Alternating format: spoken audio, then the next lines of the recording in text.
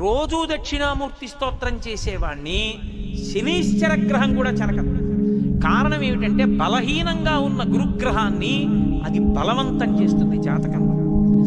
అంత గొప్ప స్తోత్రం ఈ ప్రపంచంలో వాంగ్మయం మొత్తం మీద ఉన్న ఒకే ఒక్క స్తోత్రం దక్షిణామూర్తి స్తోత్రం.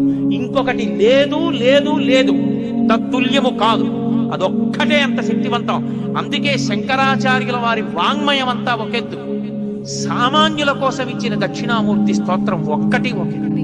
మౌనం వ్యాఖ్య ప్రకటిత పరబ్రహ్మతత్వం యువానం వర్షిష్టాంతేవ సదృశీ గణైః ఆవృతం బ్రహ్మనిష్టైః ఆచార్యేంద్రం కరకలిత చిన్ముద్రమానందమూర్తిం స్వాస్మా